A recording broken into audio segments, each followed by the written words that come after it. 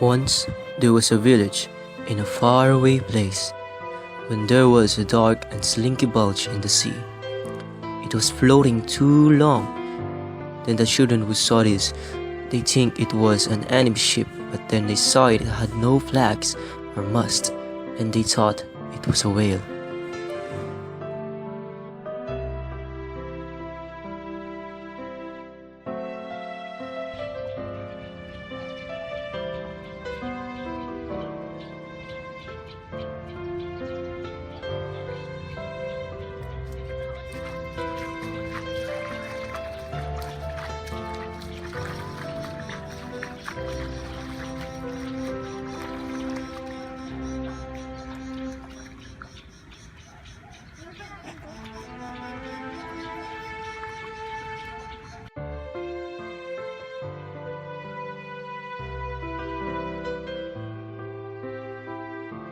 They removed the clumps of seaweed and then the remains of fish and blossom, and only then did they see that it was a drowned man. They had been playing with him all afternoon, burying him in the sand and digging him up again.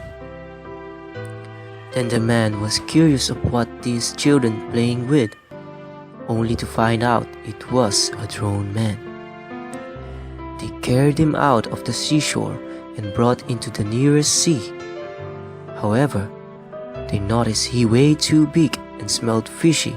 The skin was covered with a crust of mud, thus they thought it was a stranger.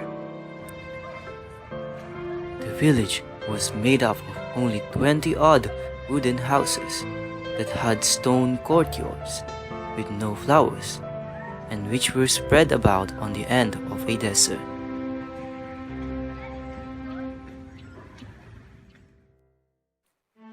The sea that night was calm and bountiful. While the men went to find out if anyone was missing in the neighboring villages, the women stayed behind to take care for the drowned man. They took the mat up with the grasshoppers. They removed the underwater stones entangled in his hair.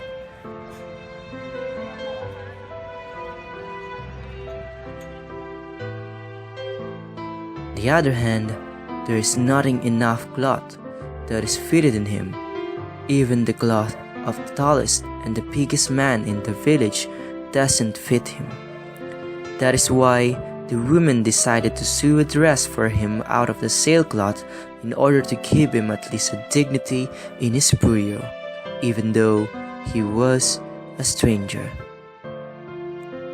While they were dressing him, they secretly compared him to their own men, thinking that for all their lives theirs were incapable of doing what he could do in one night. And they ended up dismissing them deep in their hearts as the weakest, meanest, and the most useless creatures on earth. He has the face of someone called Esteban. While the fishermen who searched from the other villages turned back with the news, no one claims missing a man. The silence put an end to any last doubts. He was Esteban. And that after the grief of letting go of someone who became a stranger in the village, was going away with a splash of waves, yielding him out of the village.